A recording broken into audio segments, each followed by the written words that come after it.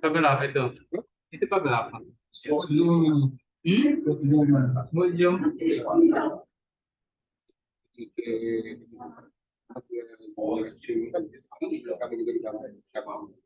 Oh, enggak.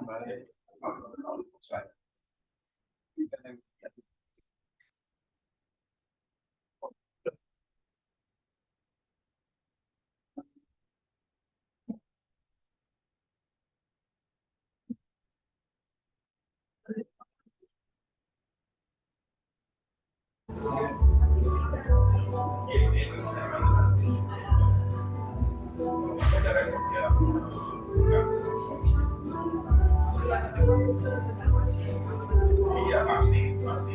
Tapi ini makan nggak ada.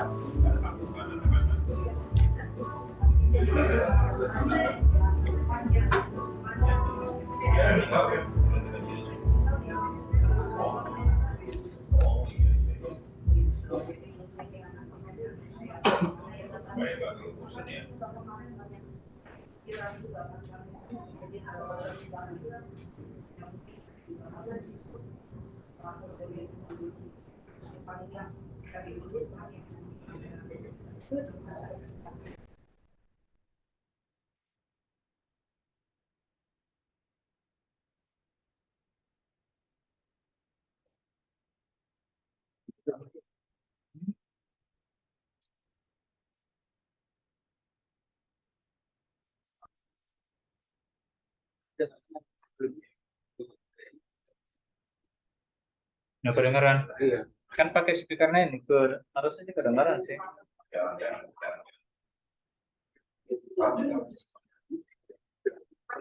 Iya. Aduh.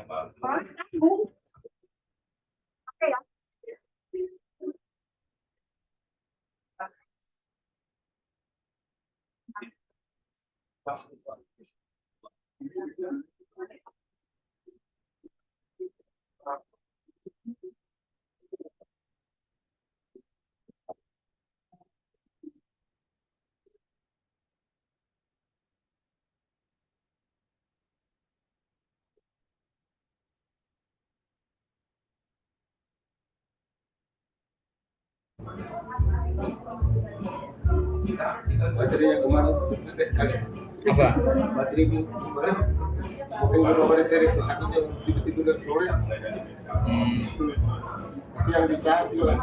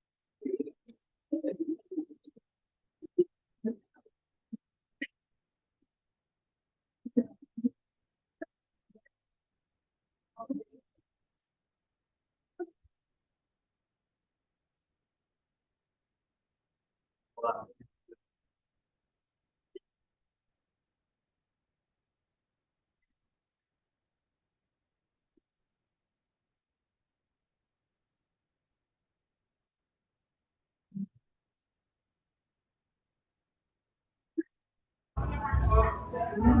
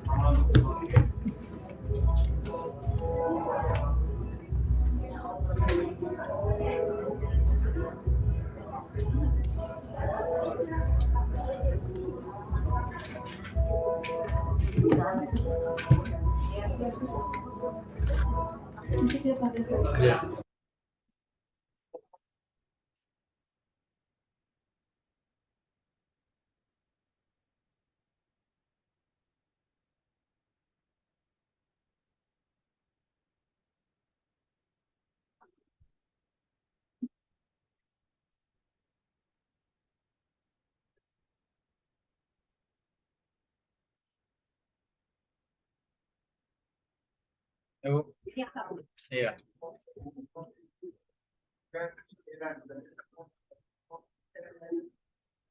Shalom, shalom dan selamat siang Bapak Ibu.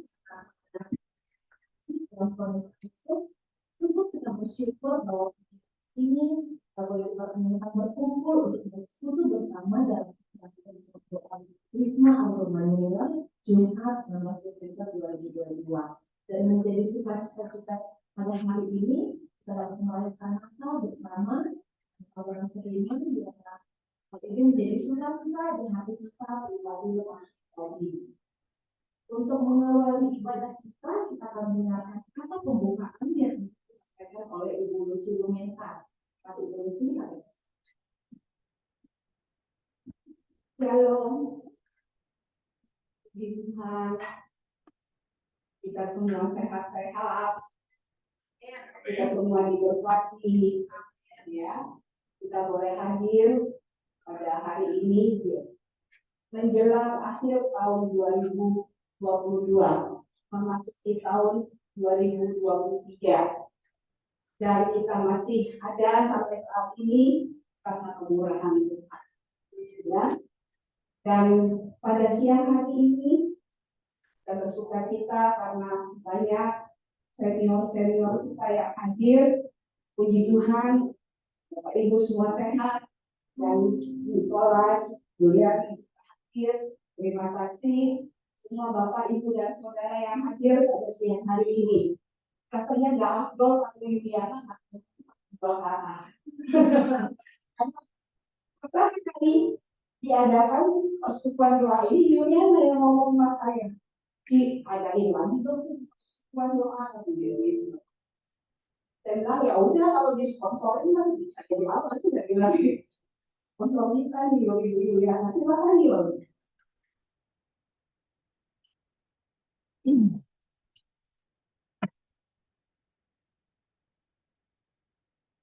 Ya,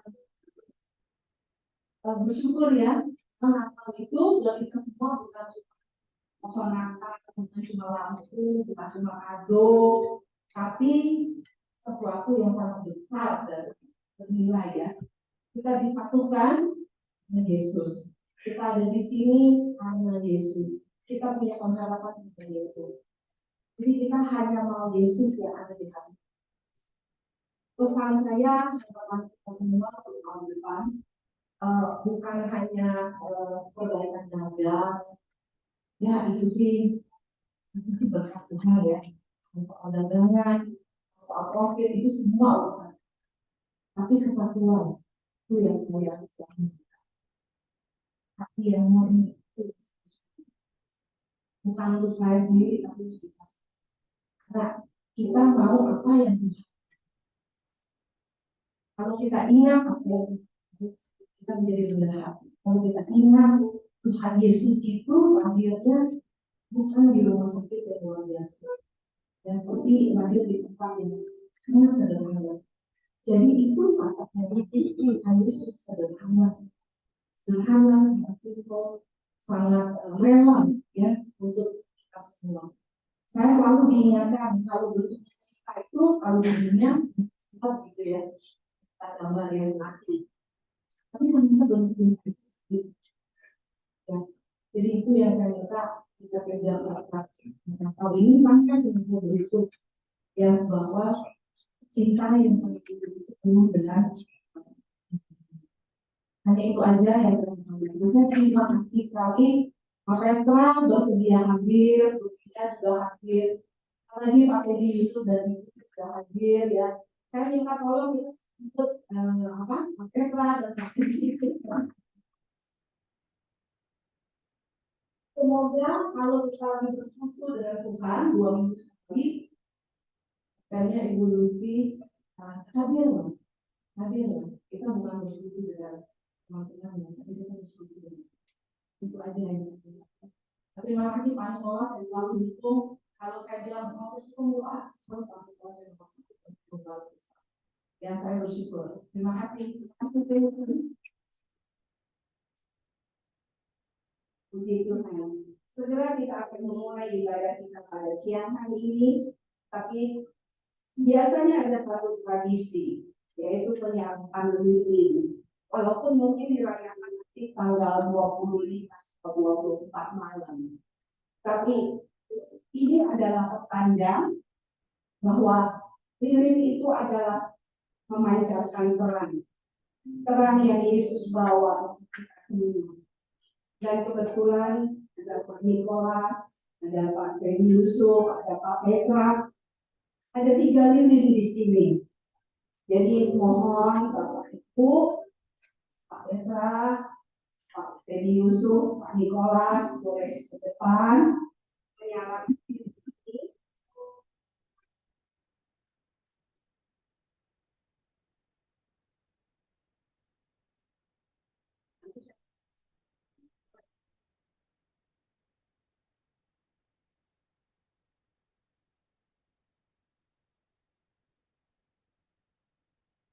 Ya, di suatu malam gelap berkelip satu bintang, memancarkan cahaya gemilang yang mengantar kepada teman. Tidak seperti bintang biasa, namun bintang yang memberi tanda bahwa dunia sedih karena seorang bayi telah lahir ini untukmu, untukku, dan untuk kita semua. Kedatangan yang membawa untuk kedua orang terbaik yang mau menerima sebagai Tuhan dan Raja yang mengubah hidup manusia yang kotor, melepaskan dosa yang mengikat, dan mengalahkan iblis jahat serta maut. Karena Yesus telah turun dari sorga, melakukan kehendak Bapa yang mengutusnya menjadi juru selamat dunia. Itu tema kita hari ini, dan sebentar firman Tuhan akan disampaikan oleh Bapak Stephen Purwanto. Mari kita beribadah dengan mengundang kita semua berdiri. Kita nyanyikan satu.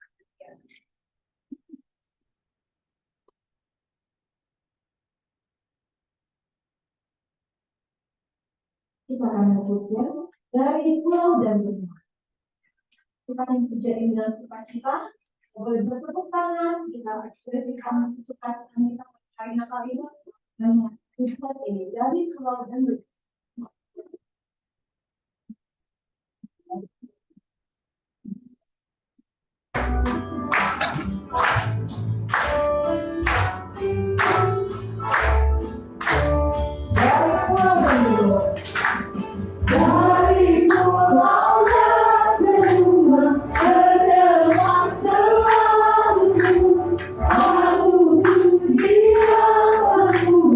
Bagi nama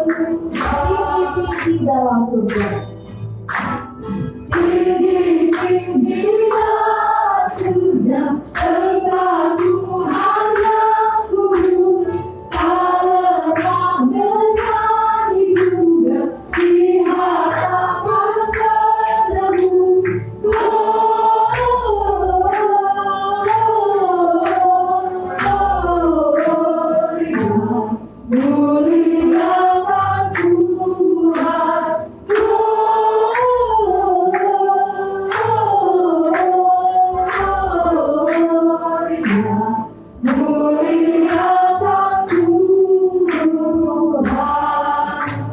Bapak Ibu, saya belum melihat sukacita itu terpancar dari kita semua. Sudah ada, tapi belum semua. Nah, saya berharap ketika kita nyanyikan berdoa, kita akan angkat tangan kita akan melambaikan, dan kita nyanyikan lagu ini sekali lagi dengan sukacita. Dari pulau dan benua, musiknya juga lebih, ritmenya lebih di. Ya, kita boleh tepuk tangannya.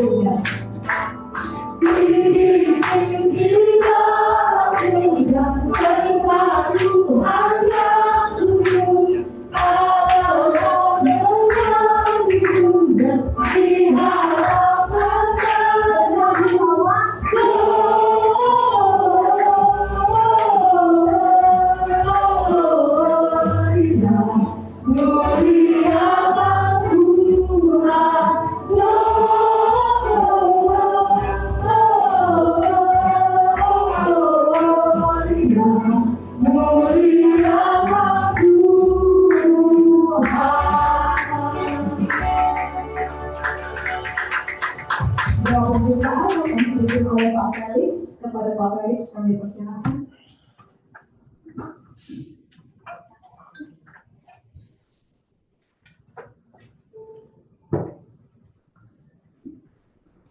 Mari kita satukan dalam doa. Puji dan syukur Tuhan, Kau telah berada di sini. Engkau telah menyediakan tempat yang indah bagi kami. Engkau telah memberikan kesempatan kepada kami semua untuk berdoa, memohon dan bersyukur kepada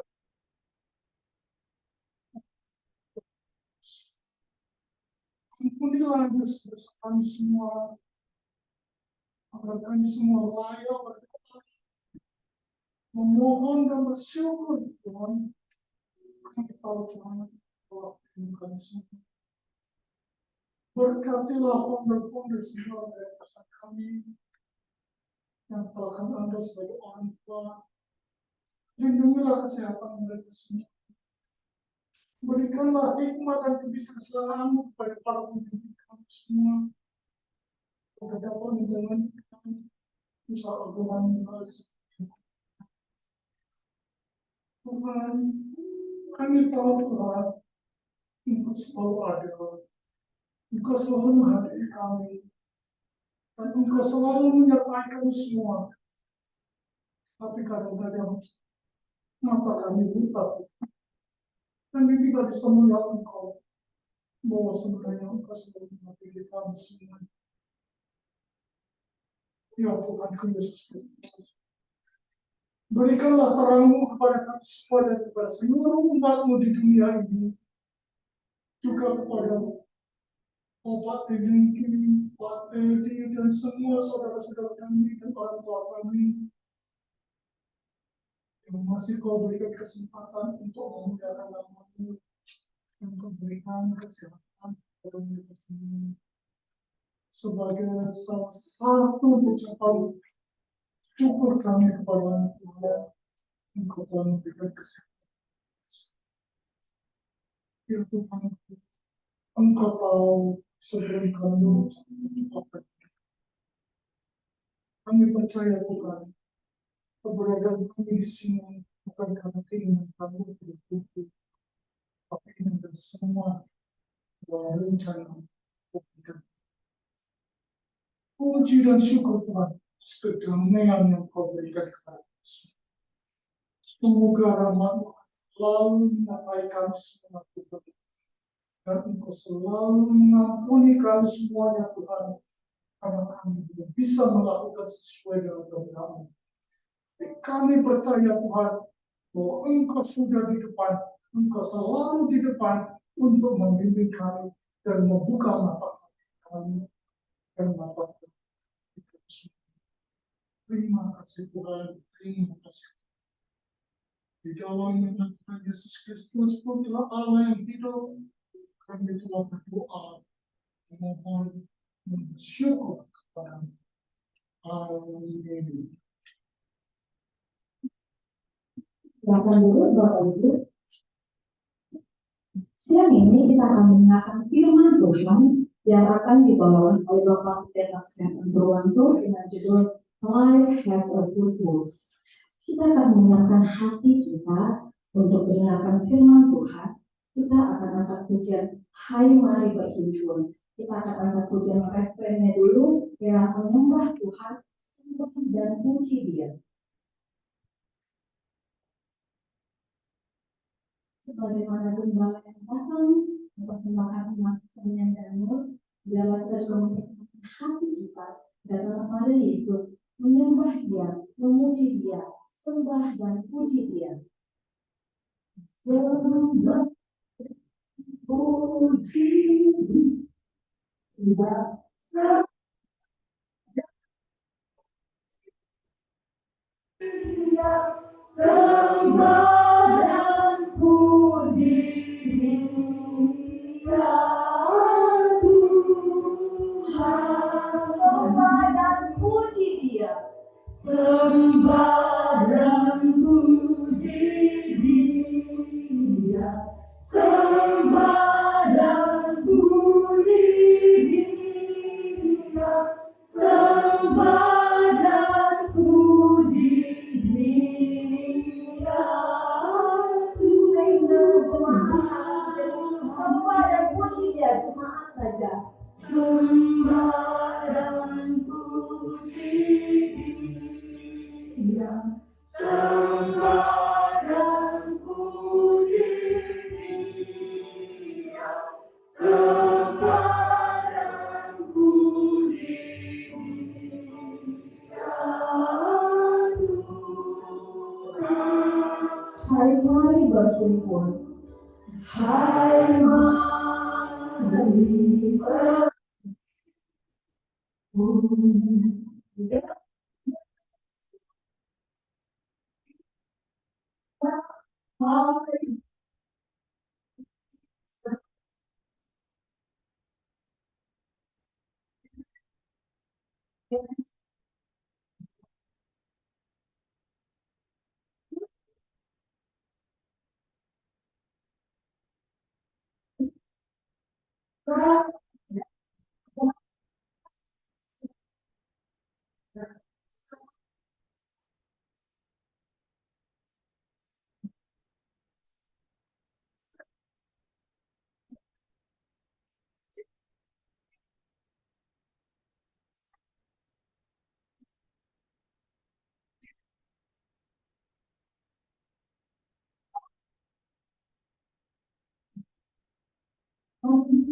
Ya Tuhan, yang dimana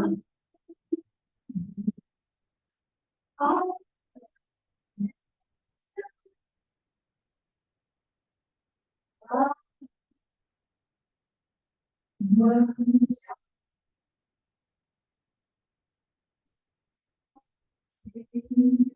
dan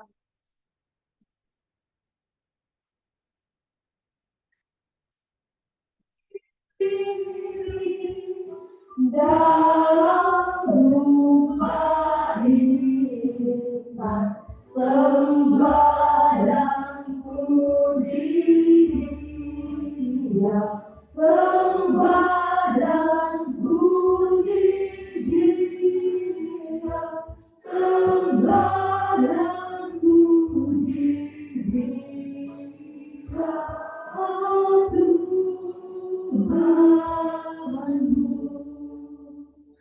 Terima kasih Tuhan, terima kasih untuk kesempatan hari ini. Tuhan, berkati umat-Mu yang ada di tempat ini. Berkati Agung Manunggal Group di tempat ini, Tuhan Yesus. Jadikan mereka menjadi saluran berkat untuk hormat kemuliaan nama-Mu. Pada waktu-waktu bangsa kami membutuhkan terang yang sungguh-sungguh nyata, Tuhan pakai perusahaan ini.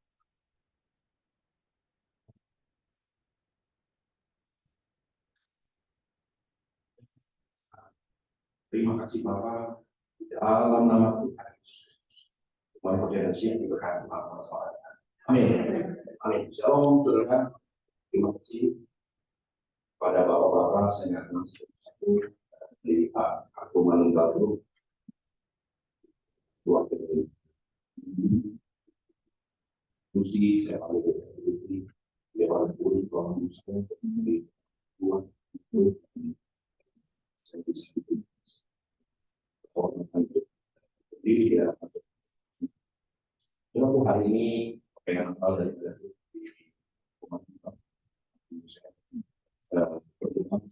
setiap kita pulang membawa satu perkara yang bisa kita renungkan dan hari ini bahkan untuk bekal yang berikut ingin ada beberapa teman-teman dari kitab Yohanes 6 ayat 38. Nah, saya berdoa supaya semua saudara membuka hatimu di dalam buka ini supaya pesan Tuhan ini bisa tinggal dan menjadi. Yohanes 6 ayat 38, sebab aku telah turun dari surga, bukan untuk melakukan kehendakku, tetapi untuk melakukan kehendak Dia yang telah mengutusku. Terus, Christmas itu mempunyai berbagai meaning buat banyak orang. Tadi Ibu Juliana sempat bercerita sedikit tentang core issue, core meaning daripada Christmas. Kadang-kadang kita lupa, Christmas is just a holiday. Holiday season untuk bertemu teman-teman, keluarga, makan bersama dan sebagainya.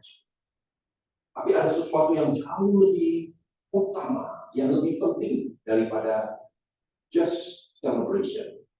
Jadi sebetulnya Christmas itu akan memberikan satu arti bagi kelangsungan hidup setiap orang. Saudara Mark Twain berkata, ada dua hal yang penting dalam hidup manusia. The day you were born and the day you find out why. Hari yang penting dalam hidup manusia adalah satu hari di mana kau dilahirkan. Semua kita sudah melewati. Tapi hari penting kedua dalam hidup kita adalah hari ketika kau menemukan untuk tujuan apa. Why were you born? Kenapa kau dilahirkan? Kenapa kau ada di muka bumi ini? Kenapa spesifik ada di Indonesia? Ada waktu-waktu seperti ini. There must be a purpose. Pasti ada tujuan. Dan pada waktu engkau menemukan tujuan itulah, that's a good day for you and for me. Saudara, saya ingin sampaikan, ada begitu banyak mungkin secara tidak sukses, berhasil dalam berbagai penilaian. Belum tentu mereka menemukan tujuan hidup. Ada satu orang hamba Tuhan yang sangat berani. Di dalam kitab Kisah Rasul 13 ayat 36, Tuhan berkata, dikatakan begini. Dalam King James dikatakan, for David, after he has fulfilled the will of God for his generation, then he died. Bagi Daud, setelah dia menggenapi semua tujuan Tuhan pada generasi, kemudian dia mati. Saudara, beberapa tahun yang lalu saya membaca ayat ini, saya berpikir dalam hati saya, kalau saya boleh memilih, kira-kira apa yang akan dituliskan oleh anak-anak saya, oleh keluarga saya di batu nisan saya nanti. Saya mau ayat ini menjadi tulisan saya. Setelah saya menggenapi semua tujuan Tuhan pada generasi di mana saya, dan that's the good time. Itulah waktu terakhir, waktu yang indah untuk meninggal. Terus pada intinya manusia harus mengerti the second biggest day dalam hidup kita, yaitu mengerti tujuan. Terus kalau saudara mungkin masih merapat waktu, perhatikan apa yang Tuhan Yesus on Christmas Day. Dia katakan begini, Yohanes 6 ayat 48, sebab aku, kata Tuhan Yesus, telah turun dari surga, bukan untuk melakukan kehendakku, tetapi untuk melakukan kehendak Dia yang mengutus. Jadi dengan kata lain, tujuan Tuhan, the purpose of Christmas, adalah Tuhan ingin menunjukkan kepada manusia, kepada saudara, bahwa Dia ingin memfulfill, menggenapi semua tujuan Tuhan. Lalu kita bersyukur sampai hari ini kita sedang melewati atau sedang mengakhiri yang namanya long pandemic. Sekarang kita masuk ke dalam pandemic. Lalu satu kejadian yang hampir terjadi siklus kurang lebih 100 tahun sekali. Semua manusia, siapapun mereka, dimanapun mereka berada, orang-orang hebat sekalipun, mereka bingung, tidak mengerti apa yang harus dilakukan. Tidak ada satu negara pun yang betul-betul kebal terhadap COVID-19. Dari akhir tahun 2019 sampai sekarang mendekati akhir dari 2022. Kita sudah melewati itu semua. Dan faktanya semua sudah survive. Itu adalah belas kasihan. Itu adalah kemurahan. Faktanya grup ini masih berdiri dan berjaya. Itu adalah belas kasihan. Saudaraku, mungkin saja kita sedang mendekati pandemi. Sekarang di depan kita ada yang namanya krisis yang akan bertabrakan, menghadang bukan hanya Indonesia, tapi semua negara. Dua hal yang akan terjadi: krisis energi dan krisis pangan. Lalu, bagi beberapa kita yang melewati tahun 98, kita tahu bahwa krisis tahun 98 itu berat. Krisis moneter tahun 98 itu menumbangkan sebuah rejim di Indonesia. Pada waktu tahun 97, 96, 97, 98, pada ketika terjadi guncang-guncangnya tahun 98, saya berada di Jerman. Saya bekerja di satu perusahaan namanya Siemens. Lalu saya melihat suatu pemandangan yang sangat menakutkan. Lalu waktu itu saya khawatir untuk kembali. Tapi puji Tuhan, semuanya pertolongan Tuhan. Kita bisa selesai krisis tahun 98. Nah, pada waktu itu kita mengerti bahwa core issue, masalah utama yang ada di Indonesia atau di Asia pada umumnya adalah karena banking system, sistem keuangan yang amburadul. Lalu saya bekerja pada waktu itu setelah saya kembali tahun 2000, tahun 99 akhir 99 tahun 2000. Saya bekerja di satu perusahaan untuk mengatur yang namanya atau menerapkan yang namanya BESO, satu banking system buat semua bank-bank lokal di Indonesia. Lalu pada waktu itu kita diselesaikan karena kita tahu bahwa porosnya atau istilahnya pusat goncangan yang mengakibatkan krisis terjadi itu karena banking system yang kacau, sehingga itu mudah untuk kita. Tapi apa yang akan kita lakukan ke depan itu sesuatu yang sifatnya geopolitikal. Apa yang terjadi adalah sesuatu yang di luar kemampuan Indonesia sendiri untuk mengatasi. Karena ini terjadi di Eropa. Pertempuran peperangan antara dua negara, Rusia dan Ukraina, itu tidak bisa ditentukan, didamaikan oleh satu orang pun, termasuk Presiden Jokowi. Lalu ini harus mereka berdua betul-betul sampai kepada satu kesimpulan. Tapi akibatnya menimbulkan krisis energi di seluruh dunia. Dan sebentar lagi mungkin kita akan lebih merasakan. Dan kedua, krisis pangan. Lalu kalau dua hal ini terjadi, kalau saudara ingin melihat seperti apa gambaran di dalam hati. Pada waktu di tingkat dua raja-raja 18 dan sebagainya, ada satu peristiwa terjadi. Pada waktu Aram itu mengembargo seluruh Samaria, tidak boleh terjadi perdagangan keluar masuk Samaria. Akibat embargo itu tidak ada transportasi bahan pangan dan membuat yang namanya Samaria itu kering kerontang. Alkitab mencatat begini, orang-orang menjual belikan kotoran hewan untuk dimakan. Itu pada waktu itu. Kemudian krisis pangan yang terjadi itu mungkin dilukiskan di dalam kitab Kejadian pada waktu Firaun mendapat mimpi dan bingung dalam keadaan mimpi itu, dipanggil semua orang seperti Tuhan tampilkan Yusuf dan Yusuf menceritakan mimpi yang diterima oleh Firaun. Ada 7 tahun masa pelimpahan diikuti dengan 7 tahun masa kelaparan, dan Yusuf memperingatkan Firaun itu betul siapkan diri. untuk nabung di 7 tahun masa kelimpahan, supaya nanti di 7 tahun masa kekurangan, masa miskin, dan pangan bisa dimakan. Lalu orang sampai menjual ladang, menjual anak-anaknya pada waktu itu. Betul-betul kelimpahan. Nah, kalau sudah bayangkan, dua peristiwa itu digabungkan menjadi satu. Itulah yang ada di depan kita. Yang namanya krisis bahan pangan dan krisis energi itu real akan terjadi.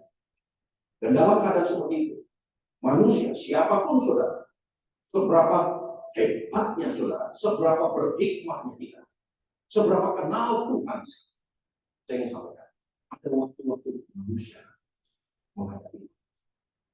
Ketika manusia goncang, maka yang mereka akan kompromi, dia punya tujuan. Manusia akan membawa demi untuk yang ini juga. Terus hari ini saya berdoa untuk membagikan ini kepada setiap kita supaya pada waktu itu betul-betul kuat. So ada bagian-bagian, ada perkara-perkara yang membuat manusia kompromi terhadap purpose, terhadap tujuan hidup. Yaitu ketika masa kelimpahan manusia bisa lupa atau ketika tekanan begitu kuat, kurangan begitu, manusia bisa. Lalu hari ini, kalau kita sungguh-sungguh meluangkan waktu untuk mendengarkan kebenaran, saya berdoa supaya setiap kita bisa diri yang terjadi. Doakan bisa tetap mempertahankan tujuan yang Tuhan. Lalu saya ingin singkat menceritakan apa yang dituliskan di dalam kitab Kejadian 40. Pada waktu itu kisah tentang Yusuf. Sebelum semuanya menjadi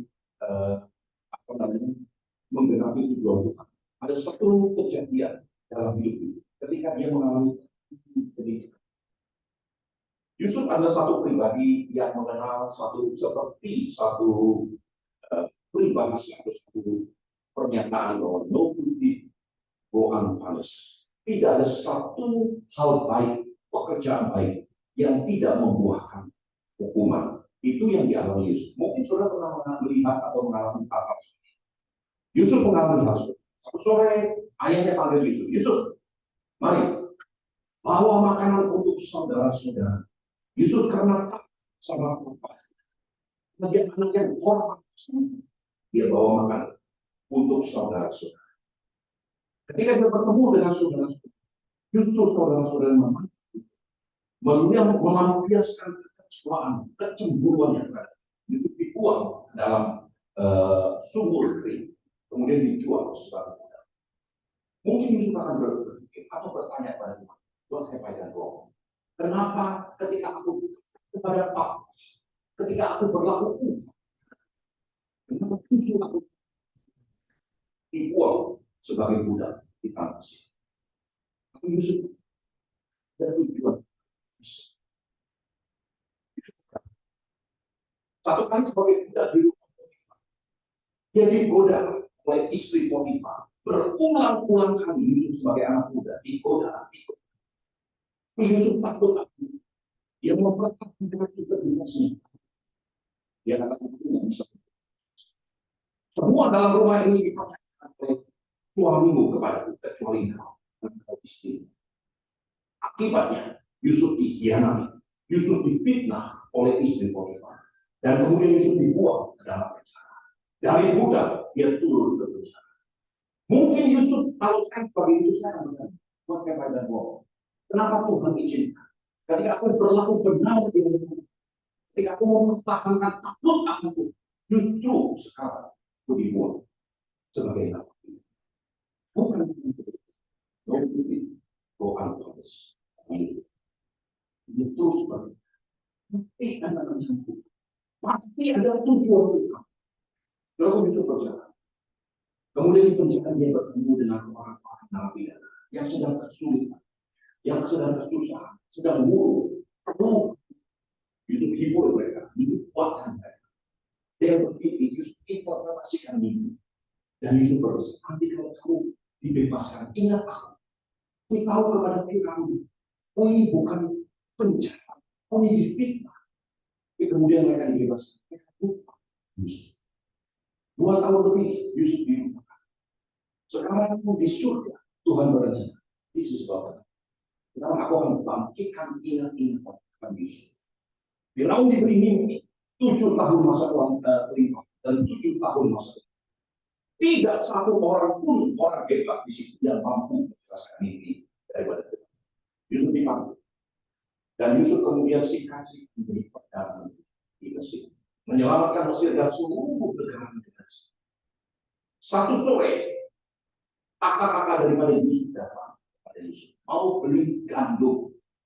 Yusuf tahu persis bahwa mereka ini saudara-saudaranya yang telah mencelakakan Yusuf. Pada waktu itu mereka membungkuk, minta kesempatan untuk.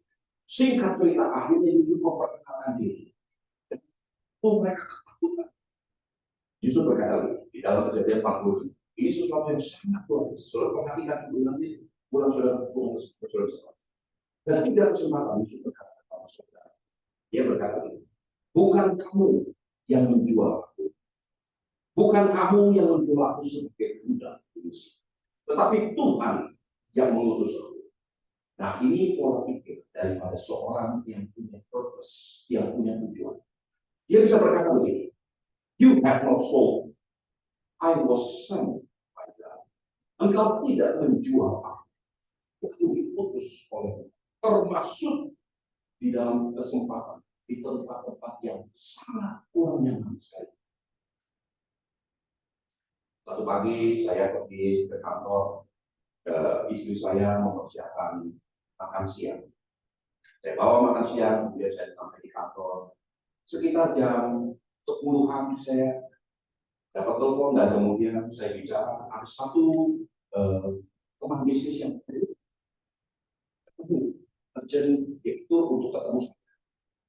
Saya pikir ini udah nanti ketemu mungkin jam makan siang dan sebagainya itu saya pikir bisa lama. Jadi saya ambil office boy, saya coba tolong berikan saya sandwich supaya saya makan di mobil dan kemudian saya pergi ketemu orang ini.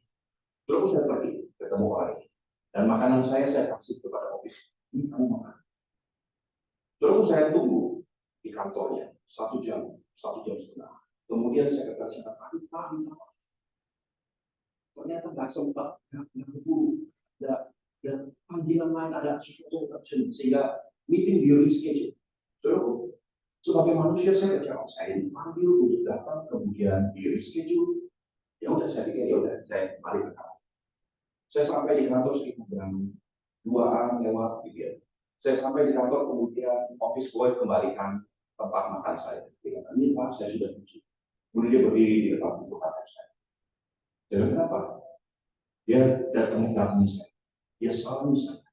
Dicium tangan saya. Dia kenapa? Dia aduh Pak, saya mau bercerita. Saya belum makan sejak kemarin. Kami cuma punya makanan sedikit.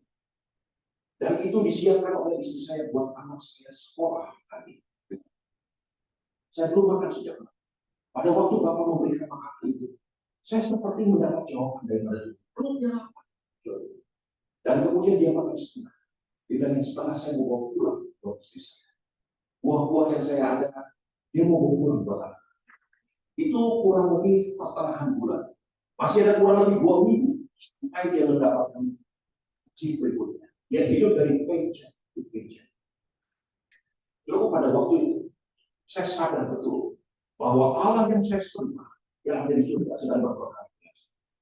Tuhan sedang menampilkan satu perkara untuk mengusik hati Tuhan. Saya katakan, oke, saya berikan dia cukup uang untuk sampai akhir bulan buat istrinya, buat anak. Lalu meeting itu gagal dan Tuhan supaya mata saya melihat, supaya hati nurani saya bisa bergerak. Nah, kalau itu tidak terjadi, cukup berkati dengan Tuhan. Dan dari waktu-waktu seperti itu, ketika saya berada di tempat yang paling rendah, atau di tempat yang kurang mulia, di situ saya mulai di-align dengan purpose-nya, dengan tujuannya. Tuhan mulai menampilkan.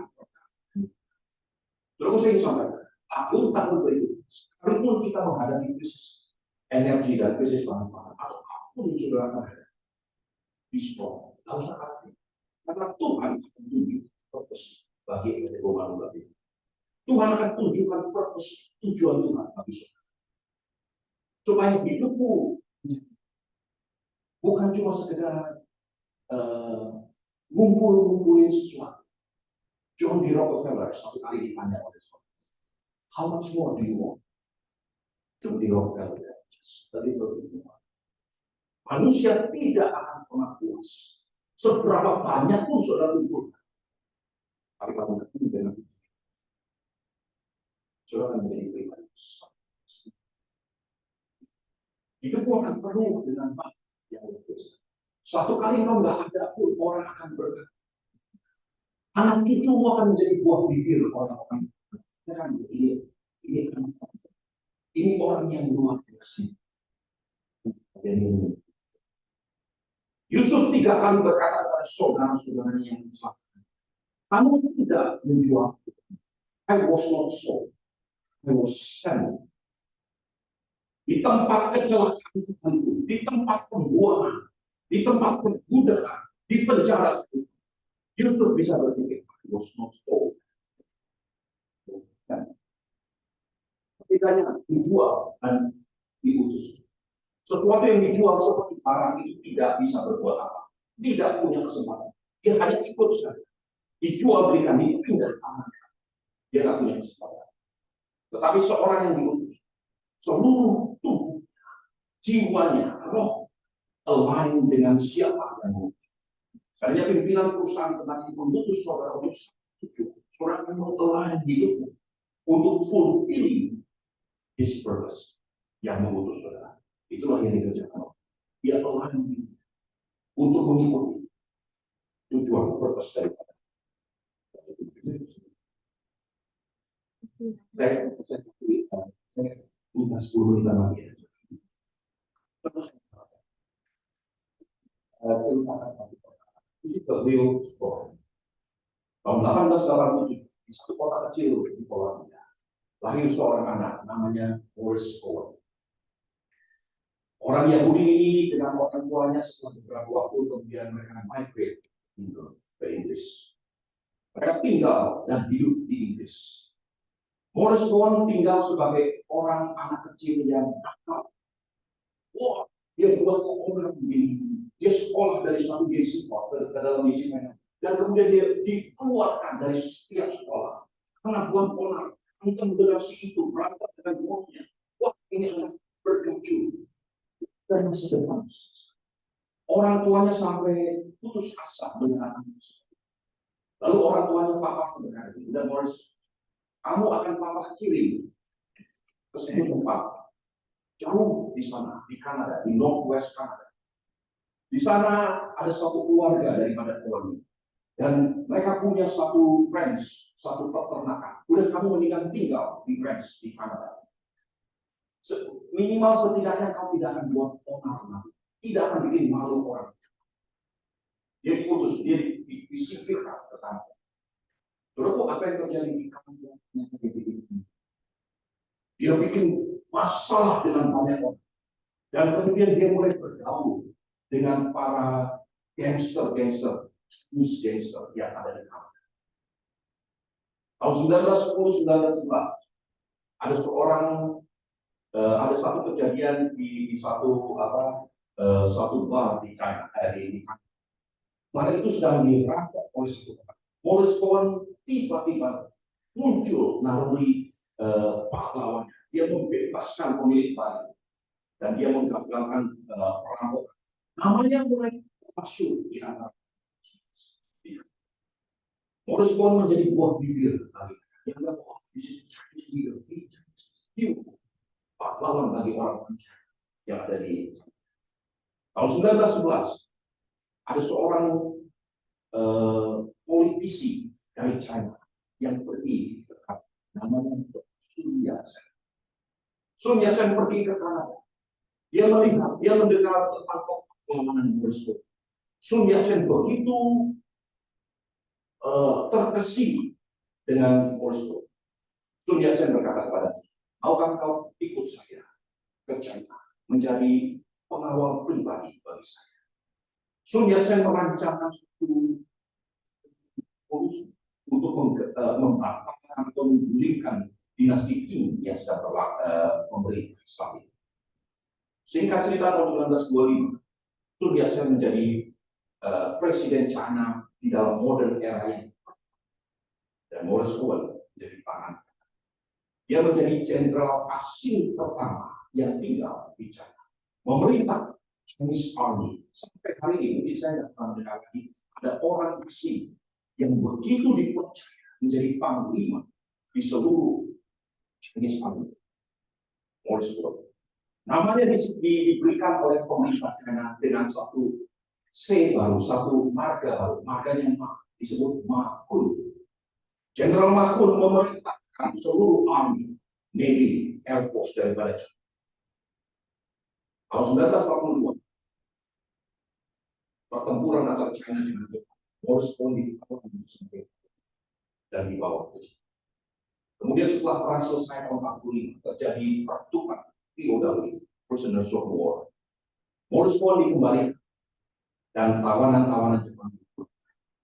Tapi saat itu Morris Owen sudah tua, lemah, dan kaki tangannya tidak lagi berguna. Pemerintah Cina berkata, kamu pulang, kamu istirahat, berikan dia. Morris Owen mungkin berpikir, that's the end of my life. Saya sudah mencapai titik akhir daripada itu. Anak yang berandal dibuang oleh orang tuanya sendiri ke Kanada. Di Kanada dipermalukan, dihancurkan sampai kemudian dibawa ke China untuk sementara waktu, kemudian ditawan sebagai tawanan, dipatahkan kaki tangannya. Saudara, kita nggak pernah Tuhan ini. Tahun 1947 setelah Perang Dunia Kedua selesai, orang-orang di pemerintah di PBB ingin menghadiahkan satu negara bagi orang-orang Yahudi. Maka diputuskan bahwa mereka akan membangun the State of Israel, negara yang disebut Israel. Tahun 1947 mereka merancang voting di General Assembly dari Palestina. Sebelum masuk ke dalam General Assembly, dia harus lolos dahulu kata di Security Council, Dewan Keamanan PBB. Dan di Dewan Keamanan PBB ada beberapa negara permanen. Dan setiap negara permanen ini punya veto power. Ada China. China selalu berpihak dan kepentingan. Semua orang-orang yang begini ini akan terhambat di Security Council. Karena China pasti akan memveto terbentuknya the State of Israel. Ada satu orang yang begini. Oh, the jenderal. Namanya Morris Owen. Di dalam sejarah disebut Tugang Morris. Orang yang sangat dipercaya oleh pemerintah, terutama pada zaman Sun Yat-sen. Dia sangat tinggi. Singkat cerita ketemu dengan Morris Owen di zaman itu. Morris Owen bertanya, siapa pemimpin China yang ada di Security Council? Namanya Jenderal Q. Morris Owen tertawa. Kenapa kamu tertawa? Saya yang angkat Jenderal. Morris Owen berangkat ke New York, headquarter daripada PBB. Bertemu dengan Jenderal Yu minum kopi di sana. Besoknya terjadi voting di Security Council. Semua negara menyetujui untuk dilipat ke General Assembly. Tidak. Tanggal 25 November 19 General Assembly melalui resolusi 181 melolos terbentuknya State of Israel. Sampai hari ini, secara orang Yahudi mengakui Israel bisa berdiri, tentu. Tapi kedua, ada satu jenderal namanya Morris. Terus di dalam memoir Morris Owen, saya tidak pernah merasa saya dibuang, saya ditawar, dibuang. Semua terjadi Saya diutus. Dikatakan saya dan sudah saya mau. Dari itu saya diputus. Kemudian dari itu saya diputuskan. Dan dari sana dengan jalan itu. Lalu saya nggak tahu kapan akhir episode ini. Tetapi kapanpun itu terjadi, make sure you fulfill the will of God. Pastikan engkau sudah menggenapi tujuan Tuhan. Semua kita punya tujuan Tuhan yang berbeda-beda. Tapi yang secara hukum, biarkan hidupmu align dengan apa yang Tuhan ingin lakukan. Jangan berhenti. Orang bisa melakukan seperti itu. Ya ikuti tujuan. Ini yang disebut lemah lembut, fleksibel. Ikuti tujuan Tuhan. Yusuf bisa mengalami seperti itu karena dia tidak kecewa dengan semua yang terjadi dalam hidup. Dia ikuti tujuan Tuhan. Ketika Tuhan mengenali tujuan, maka kau akan melihat dan kau akan tersenyum. Itu dia. Mami atau papi atau dedi sudah mengenali tujuan. Syukur dan melihat yang sudah mengenali. Merry Christmas dan Thanksgiving. Mari tundukkan kepala dan berdoa saudara. Tuhan, hamba mengucap syukur ini di tempat ini terus. Berkati hamba-hambamu yang memimpin, yang kau percayakan untuk memiliki argumen tentang semua perusahaan-perusahaan yang kami sejak turun pada mereka. Yang tujuan Tuhan kami berdoa simply untuk ini. Tuhan kami sejak Tuhan kami mendengar kondisi satu Tuhan simbolkan. Tuhan biar melalui hidup Tuhan. Dan sungguh-sungguh dia membawa kemuliaan. Karena semua perusahaan-perusahaan yang ada di bawah hukuman bawah ini. Tuhan yang juga berdoa Presiden kami Indonesia. Biar berkata beli supaya Indonesia menjadi saluran, menjadi jawaban untuk rencana di waktu-waktu diserahkan dengan yang tidak harus jadi.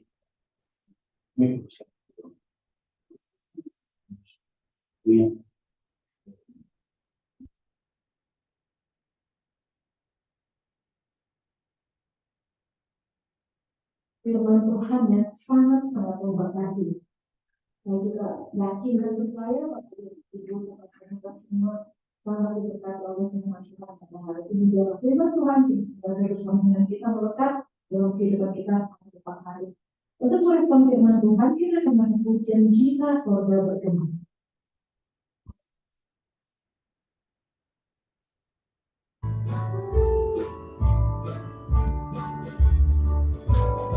Jika sorga bergema, kelahiran dan mulia, damai dan sejahtera turun dalam dunia.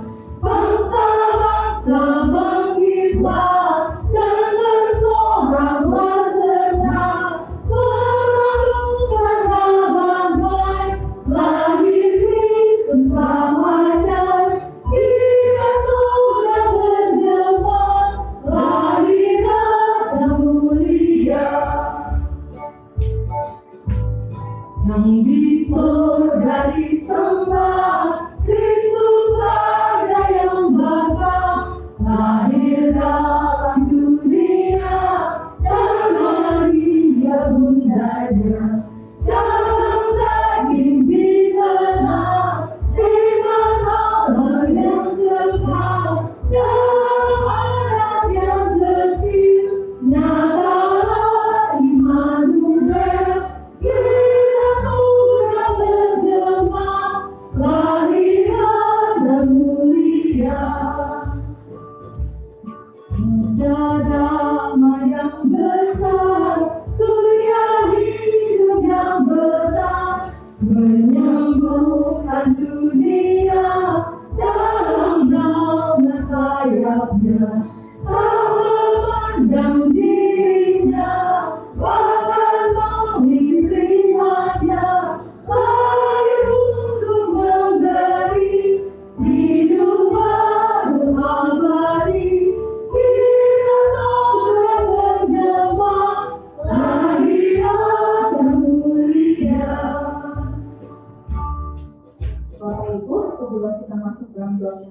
doa penutup, kita akan mendengarkan teman-teman kita yang akan mempersembahkan puji-pujian. Hai siaran di gunung, saya persilahkan teman-teman untuk maju ke depan dari pujian sukacita Natal kita pada hari ini. Silakan Bapak Ibu yang sudah berarti hari ini.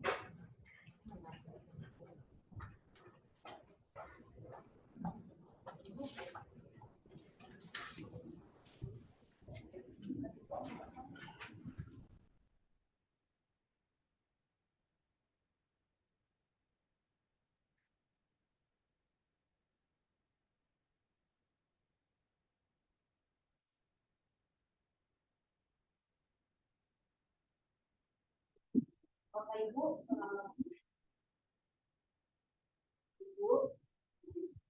oke, iya, kami dari tim kami pelayan yang melakukan tugas lain hari ini, kami bersatu hati, kami menyanyikan satu pujian. Ya, lagu ini umum sih, tapi kalau memang Bapak Ibu mau bernyanyi bersama boleh, ya. Dan itu semua bukan suara kami yang bagus, tapi mau Tuhan memakai kita melalui suara kita ini untuk memuji Tuhan. Terima kasih Bapak Ibu.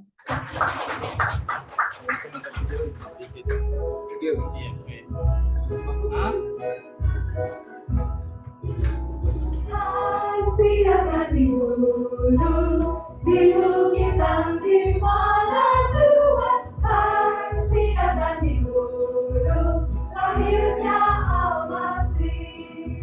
Di waktu kau berkalah menjaga dombanya, terpancar dari langit cahaya mulia. Hai, hai siaran di gunung, di bukit dan di mana Tuhan. Hai siaran di gunung, lahirnya Al-Masih.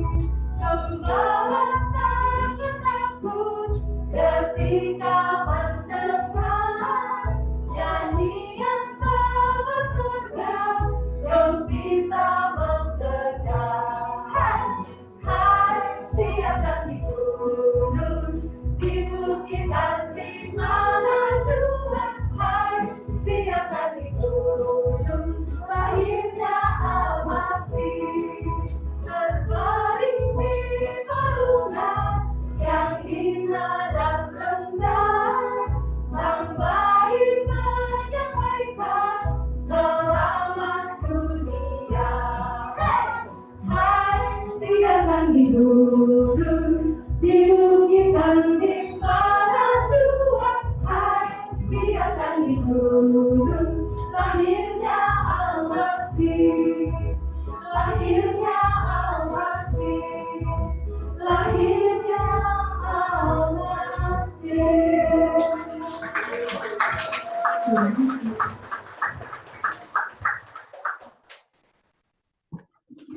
Kami mengundang Bapak Pendeta Pak Stephen Purwanto untuk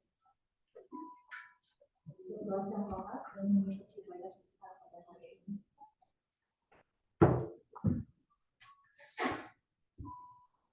Mari kita satukan hati kita berdoa. Tuhan, sekali lagi hambamu berdoa, mengucap syukur untuk kesempatan hari ini. Tuhan, sesuai dengan firman-Mu, secangkir air untuk menyambut hamba. Tuhan akan berikan berkat. Tuhan berkati tempat ya, bagi grup Argo Manunggal tempat ini dan semua perusahaan yang mereka punya. Tuhan berkati. Tuhan, sekali lagi kami berdoa untuk Bapak TNI, Tuhan berkati, pulihkan sekarang, biar dia melihat hari-hari baik yang Kau ciptakan dalam dirinya untuk menggenapi tujuan dalam hidupnya. Berkati anak-anak dalam hidupnya, semua Tuhan pakai mereka untuk hormat kemuliaan bagi nama-Mu. Tuhan, kami memberkati bangsa Indonesia. Tuhan beri hikmat kepada pemimpin bangsa. Nyatakan isi hati-Mu pada Presiden Joko Widodo. Terima kasih Bapak, terima kasih. Tuhan, kami berdoa untuk orang-orang yang sedang seperti ini. Bapak TNI, Bapak Lina, Bapak Teddy Yusuf Tuhan, Bapak Suryanto Purnadi, Bapak Suami Eko Usep Yohadi, Ibu Ratna Dewi, Ibu Monika Sipanta, Ibu Winnie Blumenthal, Bapak Dani Wahyu, dan semua teman-teman saudara kami yang terkena COVID-19 atau sakit penyakit lainnya tidak hamba sembuhan. Berkat. Terima kasih Bapak, terima kasih. Kami serahkan hari-hari ke depan Bapak. Mudah-mudahan. Terima kasih Bapak, terima kasih. Sekarang gereja Tuhan angkatlah kedua tanganmu. Ulanglah dan terimalah berkat-berkat terbaik daripada Allah Bapa, Ibu, dan Roh Kudus. Belas kasihan dan penyertaan Tuhan kita Yesus Kristus pada mulai hari. Jika kau sungguh-sungguh mendekatkan kita dan hidup menggenapi tujuan Tuhan, anak cucumu akan diberkati. Mereka akan menjadi buah bibir kebanggaan bagi bangsa ini dan bagi banyak orang. Seperti Tuhan memberkati Abraham, Tuhan memberkati keturunan. Demikianlah yang sama berkati semangat terjadi dalam hidupmu dan hidup keturunanmu mulai hari ini sampai selamanya. Di dalam nama Tuhan Yesus, semua yang percaya dan sudah diberkati. Amin. Terima kasih.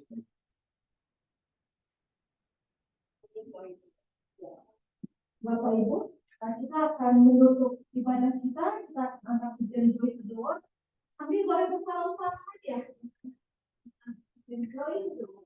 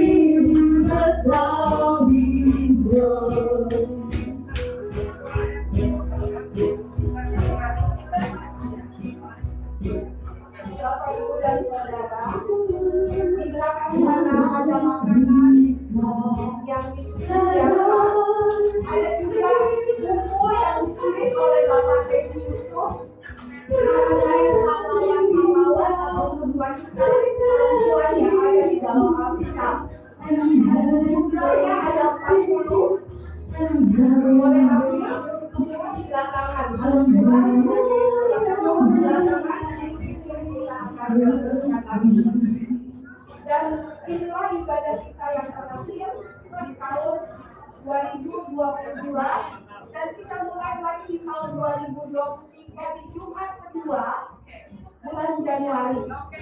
Mungkin sebelum ini boleh foto dulu, siapa yang ini foto di depan sini. Terima kasih Pak Situs Purwanto yang sudah ambil bagian, yang sudah memberkati kita.